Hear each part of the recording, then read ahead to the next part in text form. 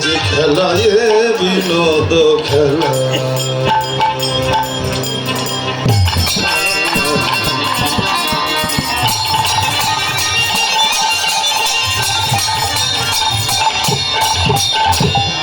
ওরা বনমালী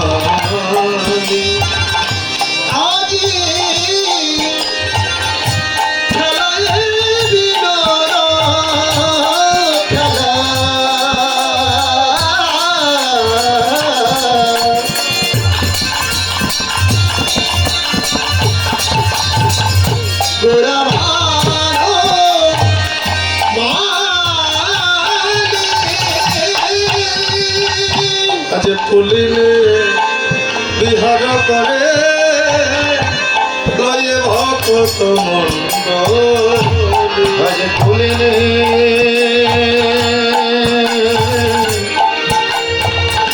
বিহার করে লয়ে ভক্ত মন্ডল আজ ফুলিলে বিহার করে আজ খেলিছে গোরারা খেলিছে গোরারা মধুর হরি নামের খেলা খেলিছে গোরারা মধুর হরি নামের খেলা খেলিছে গোরারা মধুর হরি নামের খেলা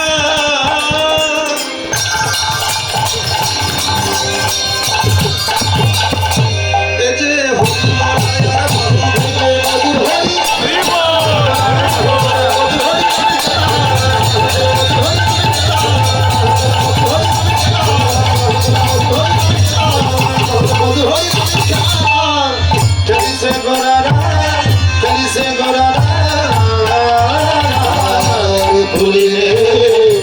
বিহার করে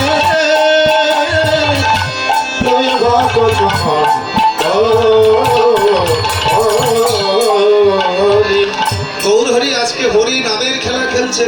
এত কিছু থাকতে হরি নাম কেন? এত কিছু থাকতে হরি নাম কেন? বলে হরি নামই হলো জগৎ জীবের একমাত্র হরের সকল নাম ভজ নাম চিত্ত নাম খরসা নাম বিনা করি জীবের গতি নাহি। যেই নাম সেই কৃষ্ণ ভজ নিষ্ঠা করি নামেরও সহিতে আছে আপনি শ্রী কলির জীবের একমাত্র ভজন হরিনাম করো, হরিনাম শোনো, হরিনাম গাও, নয়ন জলে কাঁদো আর ভক্ত বৈষ্ণবের পদ ধুলি ভাব। এটাই হলো কলির জীবের একমাত্র ভজন। আপনি আচরিয়ে ধর্ম জীবের শেখায়, আপনি না কইলে ধর্ম শেখানো না যায়। আজ গৌর হরি নিজে ভক্ত বৈষ্ণবের চরণ ধুলায় গড়াগড়ি দিয়ে নিজে বদনে হরি বল বলে জগৎকে দেখালেন, জগৎকে জানালেন এই জগতের জীব তোমরা একবার আমায় থেকে শিখে নাও। এই মানব জনমটাকে যদি ধন্য করতে চাও, যদি ভক্তি লাভ করতে চাও, ভক্ত বৈষ্ণবের চরণ ধুলায় গড়াগড়ি ভক্ত পদ রেণু ভক্ত পদ জল ভক্তা ভুক্ত অবশিষ্ট তিন সাধনের বল। ভক্ত বৈষ্ণবের চরণ বিনা কখনো ভক্তি লাভ করা সম্ভব নয়। এই যে দেখুন এই ভক্তির জন্মটা কিন্তু গোবিন্দ চরণে, অথচ ভক্তিটা পেতে গেলে গোবিন্দ চরণে নয়। যেমন ফুলের বুকে মধু থাকে, ও ভাইরা মধু পাওয়া যায় কোথায়? আমরা জানি ফুলে, কিন্তু মধুটা আমরা পাই কোথায়? মৌচাক। তা যেমন মধু নিতে আমি যদি ওই ফুলের কাছে বাটি নিয়ে বসে থাকি, মধু দাও মধু দাও মধু দাও, কি গো মধু পাবো? আর মধু নিতে গেলে যেমন মৌচাক ছাড়া গতি নেই, কৃষ্ণ প্রেমার ভক্তি লাভ করতে গেলে ভক্ত বৈষ্ণবের চরণ বিনে গতি। এই ফুলের বুকে মধু থাকে, কিন্তু ফুল কখনো সেই মধু আস্বাদন করতে পারে না। আস্বাদন করে কারা? রসিক ভ্রমর যারা। ঠিক তেমনি ভগবানের চরণে ভক্তি, সেই ভক্তি ভগবান আস্বাদন করতে পারে না, আস্বাদন করে আপনাদের মতো রসিক ভক্ত ভ্রমর যারা। আর সেই ভক্তি পেতে গেলে মান অভিমান অহংকারের আসন ছেড়ে যদি পারো একবার ভক্ত বৈষ্ণবের চরণ ধুলায় গড়াগড়ি দাও, এটাই হলো তোমার একমাত্র ভজন। ভক্ত বৈষ্ণবের চরণ ধুলি মাত্র। কাল যে কখন কি করে ভক্তি জাগে এটা কেউ বলতে পারে না। শুধু ধুলা মেখে যাও, আর মাখতে মাখতে মাখতে মাখতে যদি নিষ্কিঞ্চন বৈষ্ণবের কৃপা হবে, সেদিনই দেখবে গৌর বলতে কৃষ্ণ বলতে তোমার দুটি নয়ন কাঁদবে। বিচার করো না, শুধু ধুলা মেখে যাও, কার কখন কি করে ভক্তি জাগবে কেউ বলতে পারে না। তার একটা প্রমাণ বলি, বৃন্দাবনের দেবলা আমার সনাতন গোস্বামী গিয়েছিল ভিক্ষা করতে, আর এই দেবলা ছিল কৃষ্ণ বিদ্বেষ, সব সইতে পারত কিন্তু কৃষ্ণ নাম সইতে পারত না। সনাতন গোস্বামী দেবলার ঘরে গিয়ে সকালবেলা গিয়ে বলেছিল, মা দেবলা ভিক্ষা দে। আর দেবলা তখন কি করছিল জানেন কমানেরা, ওই যে কাপড়টা দিয়ে মাটির দেওয়াল মুছতে হয় ওটাকে কি বলেন আপনারা? লাতা। কোথাও নুনি বলে, কোথাও লাতা বলে।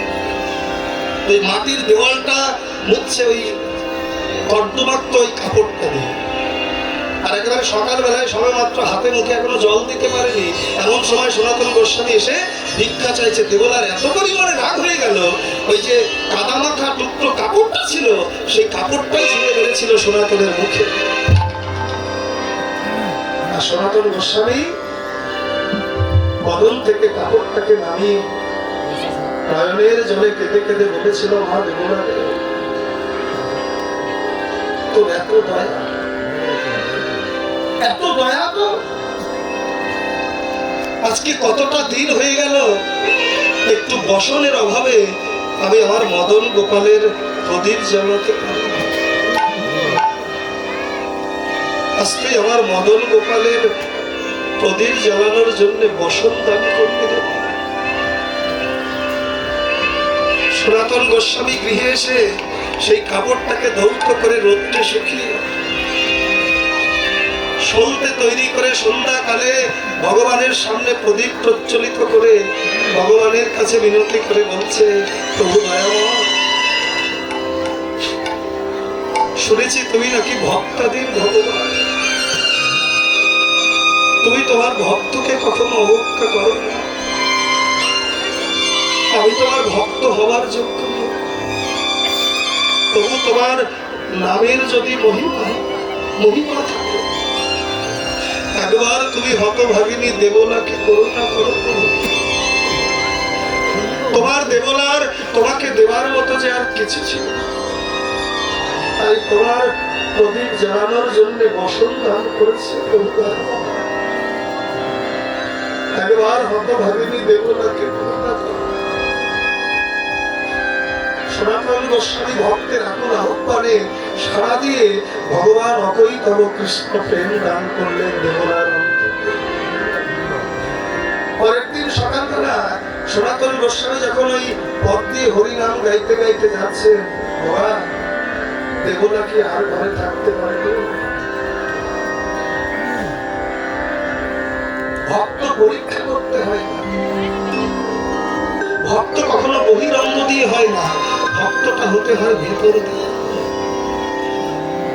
বিশুদ্ধ ভক্তি যদি কারো চিত্ত থাকে, সেই ভক্তি তাকে টানতে টানতে নিয়ে যায় ভক্তের শ্রীপাদ। সনাতন গোস্বামী যখন হরিনাম গাইতে গাইতে যাচ্ছেন, এগুলো আর থাকতে পারবেন, দুটি নয়নের জলে বদন ভাসছে, কাঁদতে কাঁদতে সনাতনের চরণ দুখানে হৃদয়ের মধ্যে জড়িয়ে ধরে, দুটি নয়নের জলে সনাতনের চরণখানি ধৈর্য করে দেবলা নয়নের জলে কেঁদে কেঁদে বলছে, বাবাজি আসবার কালে জগতে এসেছিলাম, কথা দিয়ে এসেছিলাম যে তোমার গুণগান করব। প্রত্যেক দিন রাত্রি ঘুমানোর সময় বাসনা ঠিক করি যে প্রভু বিগত দিনগুলো যেভাবে গেছে যা, কাল থেকে তোমার গুণ কীর্তন। কিন্তু সকালবেলা ঘুম থেকে উঠে যখন আমার আপন স্বজনের বদনখানে দেখি, আমি তোমাকে দেওয়া কথা জনমের মতো ভুলে যাই। তাই শুনেছি সাধু সঙ্গ সর্বশাস্ত্রে কয়, লবামাত্র সাধু সঙ্গ তার কৃষ্ণ প্রাপ্ত। এমন একজন ভক্ত সঙ্গ আমায় দাও, যে যেন গৃহে কিবা বলে থাকে, বদনে হাগৌর হাগৌর বলে ডাক। আমার নরোত্তম মাগে তার সঙ্গ। এমন একজন ভক্ত আমায় দাও, যে যেন সারাদিনে বহুবার না হোক, অন্তত দিনান্তে একবার তোমার বিগ্রহের সম্মুখে বসে দুটি নয়নের জলে বদন ভাসিয়ে আকুল প্রাণে ব্যাকুল হয়ে গৌর গৌর।